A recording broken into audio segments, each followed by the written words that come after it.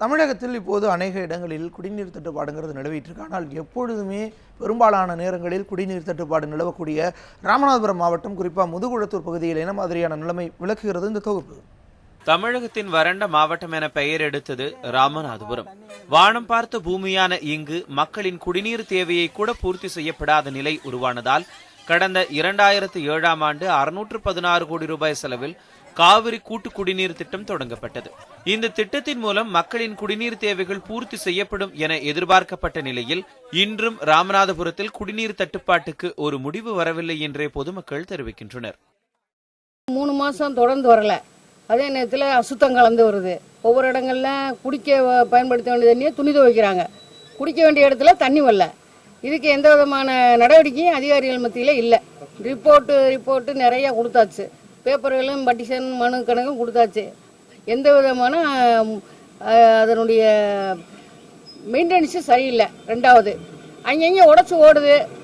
அதை அடைக்கிறதுக்கு ஆள் இல்லை. வாழ்வுகளில் தண்ணி வந்துடுது, இறங்கி அடைக்க முடியல. இந்த சூழ்நிலையில கஷ்டத்தில் 3 மாசமா ஜனங்கள் பட்டுக்கிட்டு இருக்காங்க. கடந்த சில நாட்களுக்கு முன்பு வரை ராமநாதபுரத்தில் குடிநீர் பஞ்சம் ஓரளவுக்கு தீர்க்கப்பட்டு வந்த நிலையில் காவிரியிலிருந்து குடிநீர் கொண்டு வரும் குழாய்கள் சேதமடைந்து சாலையோரங்களில் குடிநீர் வீணாகி வருவதாகவும், இந்த குழாய்களை சரி செய்ய அதிகாரிகள் எந்தவிதமான நடவடிக்கையையும் எடுக்கவில்லை எனவும் மக்கள் குற்றம் சாட்டுகிறார்கள்.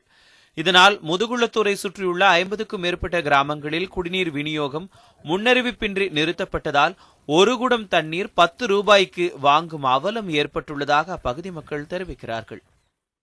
இந்த தொட்டியிலிருந்து வந்து கன்னிச்சேரி, தூவல், விலங்குளத்தூர், பருவக்குடி, பருத்திக்குளம், வெங்கலக்குறிச்சி, வெண்ணி வாய்க்கா பூரா பேர் இங்கே தான் தண்ணி விடுறாங்க. முதல்ல வந்து தண்ணி ஊருக்குள்ள வந்துட்டு இருந்துச்சு. இப்போ தண்ணி ஊருக்குள்ள வர்றதில்லை.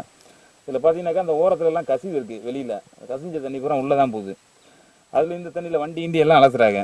அதனால் உள்ளெல்லாம் பார்த்தீங்கன்னாக்கா தூசி எதுவுமே நிறையா இருக்குது. சுத்தம் பண்ணுறதில்ல. அது கொஞ்சம் பார்த்து கவர்மெண்ட் ஏதாச்சும் செஞ்சு கொடுத்தா ஓகே, நல்லா தான் இருக்கும்.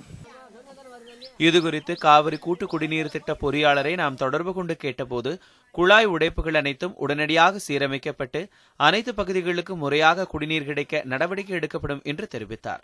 அதிகாரிகள் துரித நடவடிக்கை எடுத்து கோடை தனது உச்சத்தை தொடும் முன்னர் தகுந்த நடவடிக்கை எடுக்க வேண்டும் என மக்கள் வேண்டுகோள் விடுத்துள்ளனர். ராமமூர்த்தி, நியூஸ் 7 தமிழ், முதுகுளத்தூர்.